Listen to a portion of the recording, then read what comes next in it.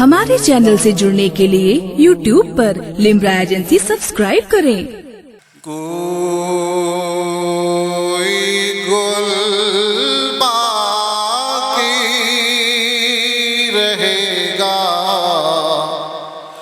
نہ چمن رہ جائے گا، کوئی گل باقی رہے گا نہ چمن رہ جائے گا، پر رسول اللہ کا دین حسن رہ جائے گا، پر رسول اللہ کا دین حسن رہ جائے گا۔ نام شاہان جہاں مٹ جائیں گے، لیکن یہاں نام شاہان جہاں مٹ جائیں گے، لیکن یہاں حشر تک نام و نشانے پنجتن رہ جائے گا، حشر تک نام و نشانے پنجتن رہ جائے گا، پر رسول اللہ کا دین حسن رہ جائے گا۔ اور شعر سماعت فرمائیں کہ ہم سفیر و باغ میں ہے کوئی دم کا چہچہا، ہم سفیر و باغ میں ہے کوئی دم کا چہچہا، بلبلیں اڑ جائیں، سونا چمن رہ جائے گا، بلبلیں اڑ جائیں گی، سونا چمن رہ جائے گا، پر رسول اللہ کا دین حسن رہ جائے گا۔ اور درود پاک کون کون پڑھتا ہے؟ ہاتھ کھڑا کر دیں، کون کون درود پاک پڑھتا ہے؟ اب جو سو گیا ہے تو اسے سنائی نہیں دے گا، تو ماشاءاللہ سبھی درود پاک پڑھتے ہیں۔ یہ تو وہ ہیں جو اپنے ہیں، جو غیر ہیں وہ نماز میں مجبور ہو کے پڑھتے ہیں، لیکن جو خوش ہو کے پڑھتے ہیں ان کے لیے اس شعر میں علامہ کافی نے خوشخبری دی ہے۔ کیا؟ جو پڑھے گا صاحب لولاک کے اوپر درود، جو پڑھے گا صاحب لولاک کے اوپر درود، تو آگ سے محفوظ اس کا بدن رہ جائے گا، آگ سے محفوظ اس کا تن بدن رہ جائے گا، پر رسول اللہ کا دین حسن رہ جائے گا۔ مقطع سماعت فرمائیں، آپ محبت سے سن لیں، چونکہ میں جان گیا ہوں آپ بہت تھک گئے ہیں، اپ ڈاؤن کافی ہوا ہے، صرف محبت سے آپ مقطع سن لیں کہ سب فنا ہو جائیں گے کافی ولیکن حشر تک سب فنا ہو جائیں گے کافی ولیکن حشر تک نعت حضرت کا زبانوں پر سخن رہ جائے گا، نعت حضرت کا زبانوں پر سخن رہ جائے گا، پر رسول اللہ دین حسن رہ جائے گا۔ کوئی گل باقی رہے گا، چمن رہ جائے گا، پر رسول اللہ کا دین حسن رہ جائے گا۔ درود پاک پڑھ لیں۔ اللہم صلی علی سیدنا مولانا محمد معدن الجود والکرم کرم وعلی علیہ وسلم وسلام علیک یا رسول اللہ صلی اللہ علیہ وسلم۔ چند منٹ چند کام کی باتیں سن لیں، پھر ہمارے مہمان خصوصی تشریف فرما ہے، انشاءاللہ ان کا زبردست خطاب ہوگا۔ اللہ تبارک و تعالیٰ کا ارشاد گرامی ہے، یا ایھا الذین آمنوا اتقوا اللہ۔ پہلے میں یہ بتا دوں، یہ ترجمہ نہیں ہے، میری بات ہے، پھر آپ بعد میں ترجمہ کریں۔ میرا جو مزاج ہے وہ ہندوستانی مزاج نہیں ہے۔ میں 2009 سے ماریشس میں ہوں، اور ماریشس افریقہ کا ایک جزیرہ ہے، آئی لینڈ ہے۔ وہاں پر جو انداز تقریر کا وہ بالکل ایک کلاس روم میں جیسے ٹیچر پڑھاتا ہے اس طرح کا انداز ہے، اور حضرت بھی جانتے ہیں، بارہا حضرت تاج علماء تشریف لاتے ہیں الحمدللہ۔ تو ماریشس اور پھر امریکہ بھی میرا 2 ٹائمز جانا ہوا ہے، تو وہاں بھی یہی انداز ہے، بلکہ وہاں تو اگر زیادہ ہاتھ پیر پھینکے جاتے ہیں تو اسے ہاسپٹل لے کے چلے جاتے ہیں کہ پتہ نہیں اس پر کون سی وبا آ گئی ہے۔ لہذا میرا انداز جو ہے وہ بالکل آپ کو سادہ دکھے گا، آپ کو مزہ آئے نہ آئے، لیکن میں اپنی بات پہنچانے کی کوشش کروں۔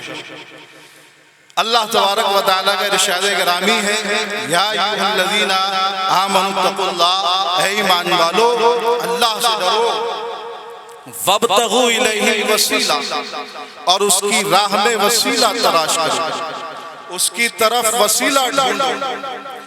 تو ایمان کے بعد جس چیز کا ذکر کیا گیا وہ ہے تقوی، اور تقوی میں ساری چیزیں آ گئی، لیکن اب بات آتی ہے وسیلے کہ وسیلہ کیا ہے، وسیلے سے کیا مراد ہے۔ تو اب اگر دوسری جماعت کے پاس جاؤ یا انہی کے گروپ سے انٹرنیٹ پر سرچ کرو تو وسیلے سے مراد وہ کہتے ہیں نماز ہے، وسیلے سے مراد قرآن ہے، وسیلے سے مراد زکوٰۃ ہے، وسیلے سے مراد حج ہے، وسیلے سے مراد تمام صدقات ہیں، نوافل ہیں۔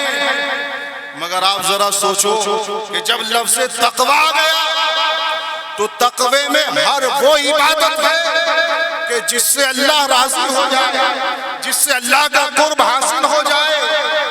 تو جب تقوی میں نماز نہیں، تقوی میں تمام عبادتیں پھر تقوی کیا؟ پھر تقوی کا ذکر کیوں؟ اور جب تقوی ہے تو وسیلے کا ذکر کیوں؟ لہذا پہلے وسیلہ سمجھنے کی ضرورت نہیں، تقوی کو سمجھنا ہے۔ جب تقوی کو سمجھ جاؤ گے تو وسیلہ سمجھ میں آ جائے گا۔ تو تقوی کیا؟ تقوی میں نماز بھی، تمام عبادات بھی، لیکن اب بچا وسیلہ کہ جب تمام چیزیں تقوی میں آ گئی، تمام عبادتیں تقوی میں آ گئی، تو وسیلے میں کیا ہے؟ تو آؤ کسی اور سے نہیں، بریلی سے نہیں، بدائیوں سے نہیں، ماریرہ سے نہیں، کالپی سے نہیں، بلکہ دلی سے شاہ ولی اللہ محدث دہلوی کے والد شاہ عبدالرحیم محدث دہلوی سے پوچھتے ہیں تو وہ فرماتے ہیں کہ وسیلے سے مراد یہاں کچھ اور نہیں، پیر کامل کی ذات ہے۔ یعنی وسیلہ پکڑو مرشد کامل کا، وسیلہ پکڑو پیر کامل کا، وسیلہ پکڑو غوث اعظم کا، وسیلہ پکڑو غریب نواز کا، وسیلہ پکڑو کالپی والوں کا، وسیلہ پکڑو مخدوم سمنا کا، وسیلہ پکڑو شاہ جنید کا، وسیلہ پکڑو خان وادہ چاہیے، وسیلہ پکڑو۔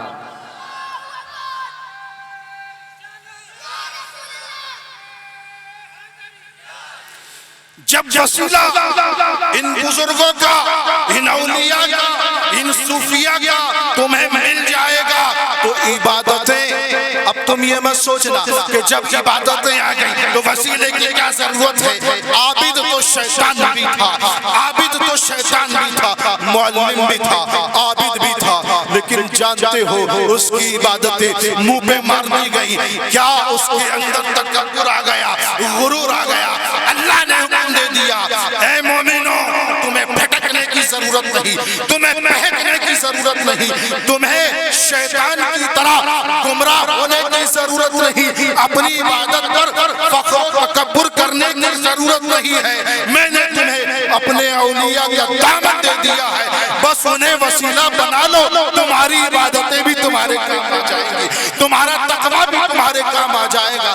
ورنہ یاد رکھنا تم 40 دن کے چلے کاٹ کے، تم بہت حج ادا کر کے، بہت روزے رکھ کر کے اگر غوث اعظم سے انکار کرو گے، غریب نواز سے انکار کرو گے، اور رسول اللہ کے وسیلے ہونے سے انکار کرو گے، ان کی شفاعت سے انکار کرو گے، یہ تمام عبادتیں تمہارے منہ پہ مار دی جائیں گی۔ لیکن یاد رکھنا اگر تقوی میں تمہارے کچھ کمی ہوئی لیکن دامن اور نسبت تمہاری مضبوط ہے تو انشاءاللہ ان کے صدقے میں بخشش۔ بے شک زندہ باد، زندہ باد۔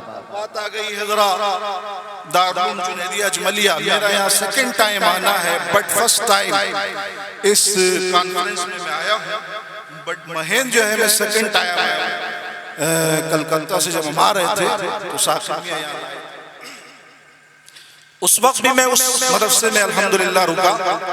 یہ دارالعلوم علامہ سید اکمل اجملی رحمت اللہ علیہ جو حضور افضل المشائخ کے برادر گرامی ہیں انہوں نے قائم کیا، بلکہ میں کہوں گا کہ خاندان کے سبھی بزرگوں نے اسے قائم کیا ہے، کیونکہ ایک کی نظر نہیں ہے، سب کی نظر ہے، سب بزرگوں کی نظر ہے اس دارالعلوم پر، اس اسٹیج پر، اس مجمع پر، اس گاؤں پر، اس خانوادے پر اور ہم فقیروں پر، ان سب کی نظریں ہیں۔ اور ہم بھی ایسے نہیں کہتے ہیں۔ آج الحمدللہ میں یہاں بعد میں آیا ہوں، پہلے شاہ جنید میں حاضر ہوا، شاہ جنید غازی پوری کے یہاں، چونکہ یہ جلسہ یہ دارالعلوم ان سے منسوب ہے، لہذا پہلے آقا کی بارگاہ میں جاؤ پھر غلاموں سے ملو، پہلے آقا کی بارگاہ میں جاؤ پھر غلاموں سے ملو، کیونکہ ہم سب کے آقا وہی ہیں، اس خانوادے کے چشم و چراغ وہی ہیں۔ عرض میں کر رہا تھا، آپ کی حاضری تو ہوتی رہتی ہوگی لیکن میں بڑی دور سے آیا تو میں نے کہا پہلے میں حاضر ہوتا ہوں پھر یہاں حاضر ہوتا ہوں۔ عرض میں کر رہا تھا کہ میں اس مدرسے میں حاضر ہوا، میں نے یہ سوچا، میں نے یہ دیکھا کہ اکمل میاں کو کیا ضرورت تھی یہ مدرسہ بنانے کی، اکمل میاں کے رکنے کی جگہ کوئی اور نہیں تھی، یہ پورا گاؤں افضل المشائخ اور اکمل میاں کا مرید ہے، یہ پورا گاؤں ان کا چاہنے والا ہے، وہ جس گھر میں چاہے، اس علاقے کے جس گاؤں میں چاہے چلے جائیں۔ جانتے ہو یہ دارالعلوم انہوں نے اپنے لیے نہیں آپ سب کے لیے بنایا ہے، یہ دارالعلوم آپ کے لیے بنایا ہے۔ اب سوال یہ پیدا ہوا کہ یار صرف دارالعلوم انہوں نے ہی کیوں بنایا؟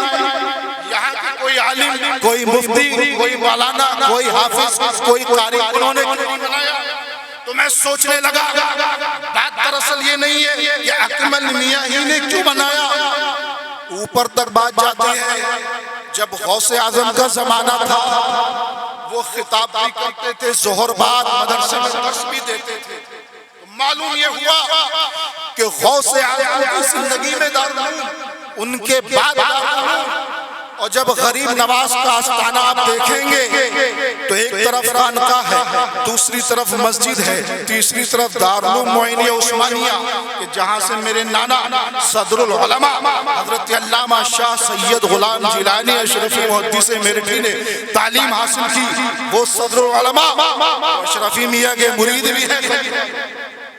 تو صدر العلماء وہاں سے فارغ، تو میں سوچنے لگا کہ خانقاہ اور مدرسے کا، صوفی کا اور علم کا تعلق کیا ہے، رشتہ کیا ہے؟ جناب والا مجھے ایک واقعہ یاد آ گیا، بس وہ سنا کے میں اپنی بات ختم کروں گا۔ حضرت مخدوم المشائخ سرکار کلام حضرت علامہ شاہ سید مختار اشرفی الجیلانی جو ساقم میاں کے نانا بھی ہیں اور حضرت نورانی میاں کے بھی رشتے میں الحمدللہ نانا لگتے ہیں،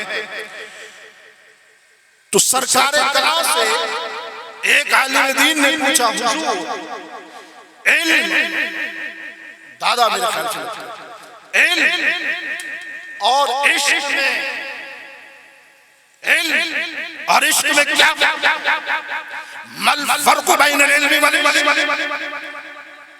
سرکار یہ بتائیے علم کا عشق سے، عشق کا علم سے کیا تعلق؟ علم کا عشق سے، عشق کا علم سے، اور عشق میں یہاں عشق سے مراد تصوف، عاشق سے مراد صوفی، عشاق سے مراد صوفیہ، علم اسی سے علماء، عشق اسی سے عشاق اور وہاں صوفیہ۔ تو انہوں نے پوچھا حضور علم کا عشق سے، عشق کا علم سے کیا تعلق ہے؟ حضرت نے فرمایا دیکھیے جواب آپ کے کوشچن میں ہے۔ عالم جب جواب دیتا ہے تو کتاب میں دیتا ہے، دلائل لاتا ہے، لیکن عاشق جب جواب دیتا ہے تو سامنے والے کے سوال ہی سے جواب دیتا ہے۔ آپ نے فرمایا کہ مولانا تمہارے سوال میں جواب ہے، تم نے کہا علم اور عشق کیا ہے، تو سنو لفظ علم کا پہلا حرف عین ہے، لفظ عشق کا پہلا حرف عین ہے، یعنی علم بھی عین سے شروع ہوتا ہے، عشق بھی عین سے شروع ہوتا ہے، اور عربی زبان میں عین آنکھ کو کہتے ہیں۔ بے شک بے شک، عین ایک ہے حرف لیٹر، اور عین کو جب ملفوظ یعنی الفاظ میں لفظوں میں لکھیں گے عین یا نون، اٹھا کے دیکھو ڈکشنری تو عین کے معنی آنکھ کے ہیں۔ تو حضرت نے فرمایا مولانا انسان کے سر میں دو آنکھیں ہوتی ہیں، اگر ایک آنکھ ہو تو کانا کہلاتا ہے، اسی طرح مومن کامل صحیح معنی میں وہ ہوتا ہے کہ جس کے پاس علم بھی ہو، بے شک، زندہ باد زندہ باد، عشق کی آنکھ بھی ہو، تو علم بھی ہو۔ نعرہ تکبیر، نعرہ رسالت، اجملی کانفرنس، نعرہ تکبیر، نعرہ رسالت۔ جواب آ گیا، غوث اعظم علم کے سمندر، غوث اعظم علم کے سمندر اور عشق کے بادشاہ، اور جب عاشق علم کی مسند پر بیٹھتا ہے، جب عاشق علم کا دسترخوان لگاتا ہے تو پڑھنے والوں میں صرف عالم نہیں عاشق بھی بنتے ہیں۔ بے شک، تبھی تو مولانا روم کہتے ہیں کیا مولوی ہرگز نہ شد مولائے، مولوی ہرگز نہ شد شمس تبریزی مولوی ہرگز روم کا مولا نہیں ہوا جب تک کہ شمس تبریز کا غلام نہیں ہوا۔ سمجھ میں آ گیا کہ اہل سنت کے لیے دسترخوان علم صرف صوفیہ سجائیں گے، تبھی اس مدرسوں سے فارغ ہونے والے صحیح معنی میں عالم ہوں گے، ورنہ خانقاہوں کو چھوڑ کر جو مدرسے چلاتے ہیں آپ دیکھ لو وہ گمراہ، پڑھنے والے گمراہ ہو جاتے ہیں، لیکن خانقاہی مدرسے سے جو پڑھتا ہے وہ گمراہ نہیں ہوتا، بلکہ وہ زندگی بھر یہ کہتا ہے انہیں جانا انہیں مانا، نہ رکھنا غیر للہ الحمد، میں دنیا سے مسلمان۔ زندہ باد۔ آخر دعوانا الحمدللہ۔